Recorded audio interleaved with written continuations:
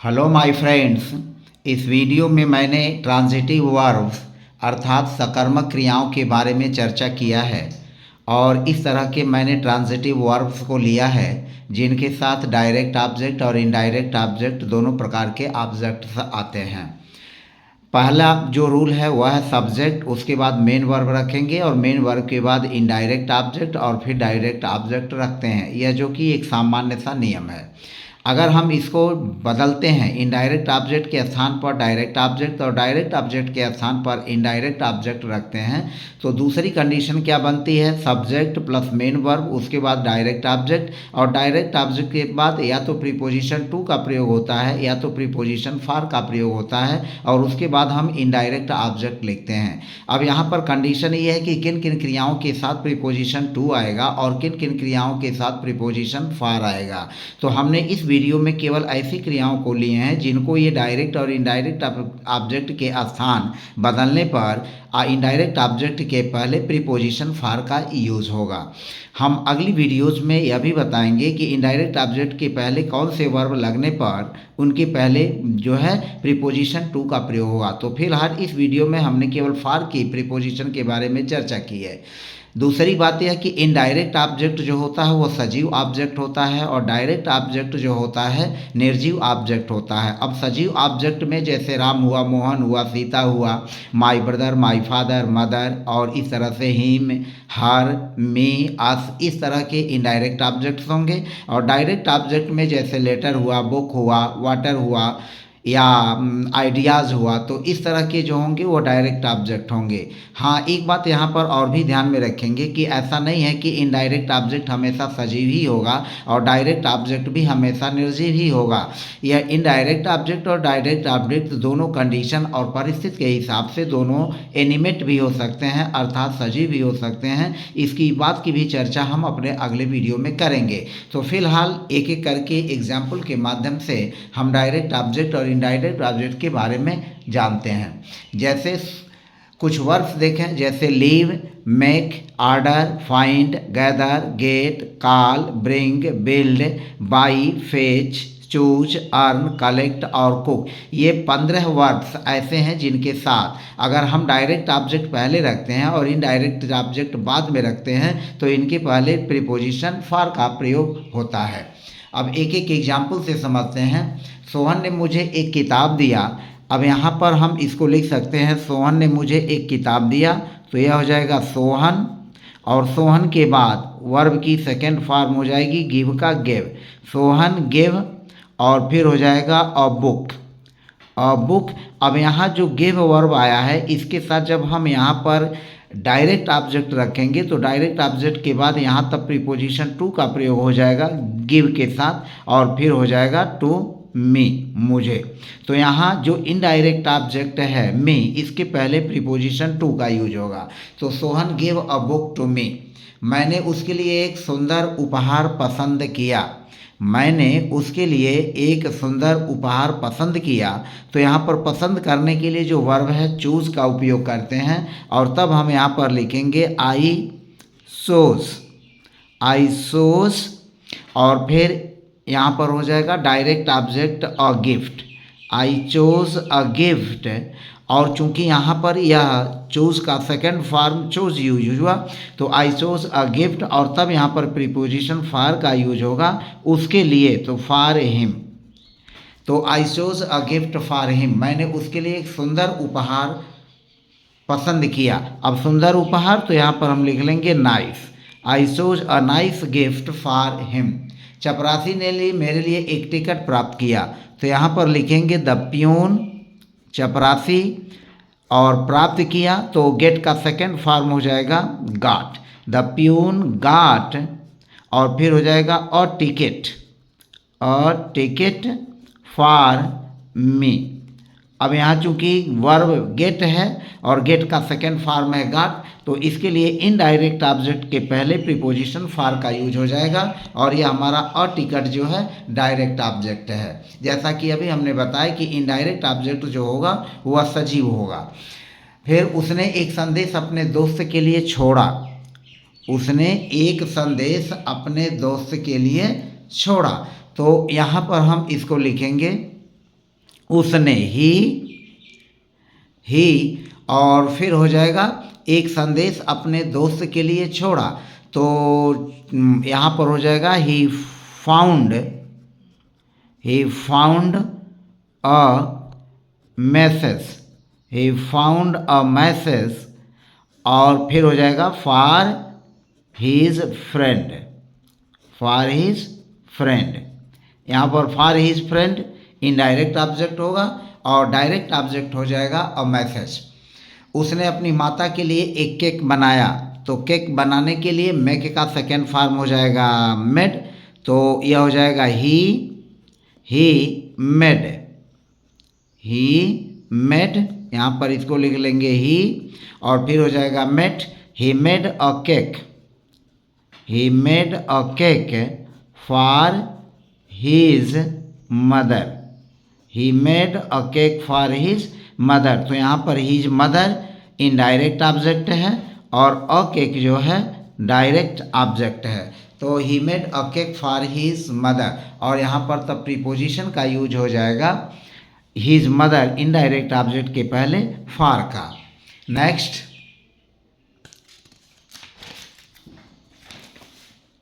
मैंने अपने भाई के लिए एक किताब मंगाई, तो यह हो जाएगा आई और यह हो जाएगा ऑर्डर्ड, आई ऑर्डर्ड, और फिर हो जाएगा अ बुक डायरेक्ट ऑब्जेक्ट, और तब हो जाएगा फॉर, और फिर हो जाएगा my brother, I ordered a book for my brother, मैंने अपने भाई के लिए किताब मंगाया।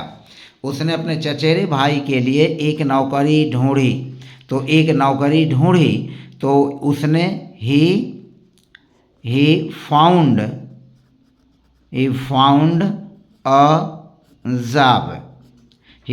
A job direct object for his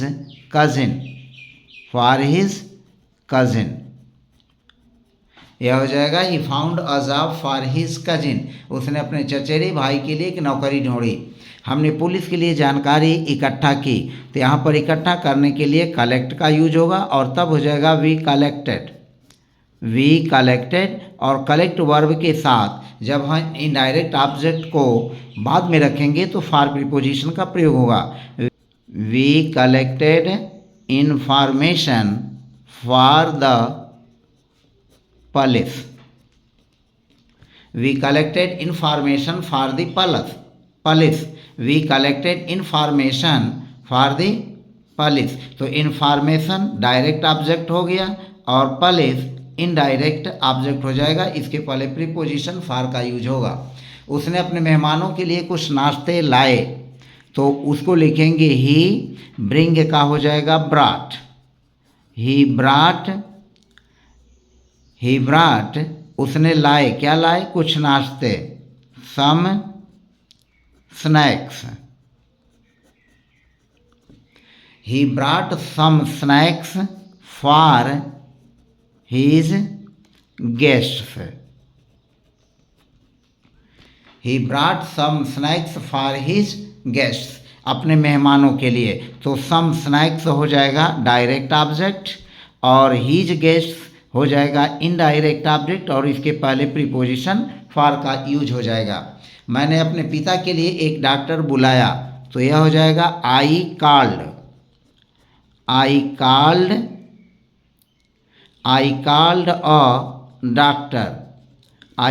a doctor for my father, I called a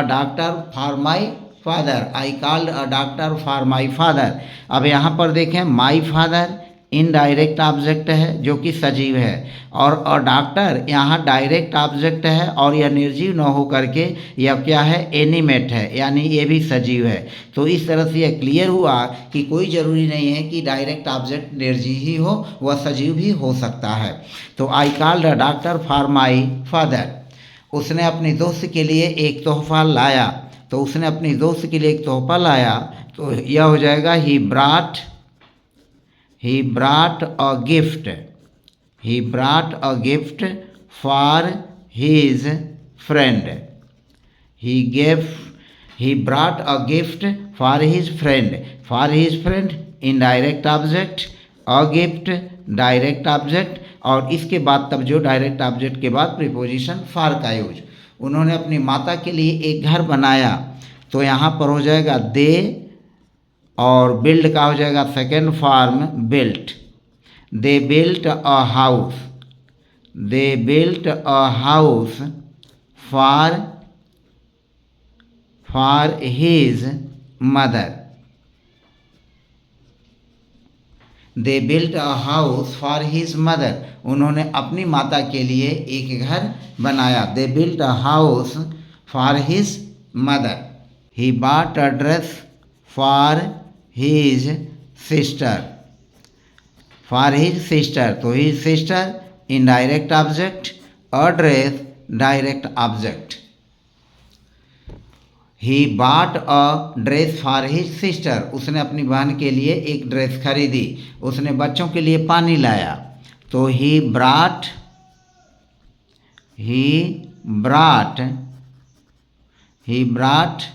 water, पानी लाया, फॉर द चिल्ड्रन, उसने बच्चों के लिए पानी लाया।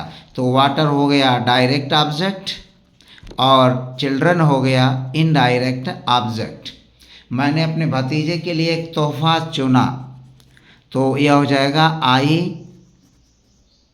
Chose a gift, I chose a gift for my nephew, I chose a gift for my Neiphiu.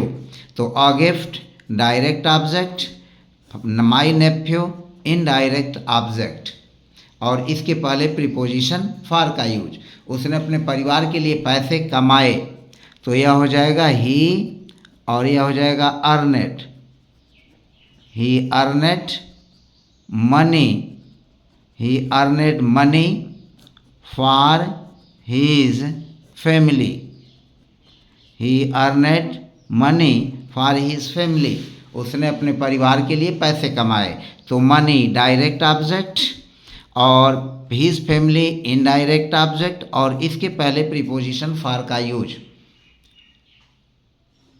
उसने अनाथालय के लिए दान इकट्ठा किया, तो ही कलेक्टेड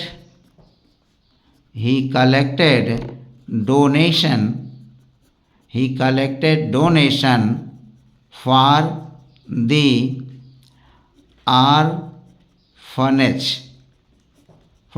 आर्फनेज, अनाथालय के लिए। तो यह हो जाएगा इनडायरेक्ट ऑब्जेक्ट, यह हुआ इनडायरेक्ट ऑब्जेक्ट, यह हो गया डोनेशन डायरेक्ट ऑब्जेक्ट, और इसके पहले प्रीपोजिशन फॉर का यूज। उसने अपनी पत्नी के लिए रात का खाना बनाया, तो he cooked dinner for his wife, he cooked dinner for his wife, he cooked dinner for his wife। dinner हुआ डायरेक्ट ऑब्जेक्ट, his wife हुआ इनडायरेक्ट ऑब्जेक्ट, और इसके पहले प्रीपोजिशन फॉर का प्रयोग हुआ।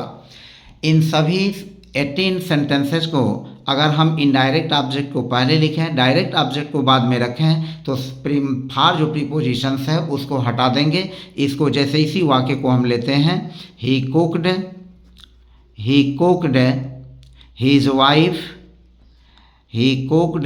wife dinner, यानी डायरेक्ट ऑब्जेक्ट को बाद में रखेंगे, इनडायरेक्ट ऑब्जेक्ट को पहले रखेंगे, तो उस कंडीशन में प्रीपोजिशन फॉर का यूज नहीं होगा। और इसी तरह से जो है शेष जो 17 वाक्य हैं, उन 17 वाक्यों को भी इसी पैटर्न पर हम बना के आसानी से लिख सकते हैं। तो फिलहाल आज की वीडियो में बस इतना ही, मिलते हैं नेक्स्ट वीडियो में। यदि आप मेरे चैनल पर नए हैं तो प्लीज़ चैनल को सब्सक्राइब कर दीजिए और प्रेस बेल आइकन कर दीजिए, ताकि मेरे वीडियोज़ के नोटिफिकेशन आपको समय समय पर मिलते रहें। Thank you.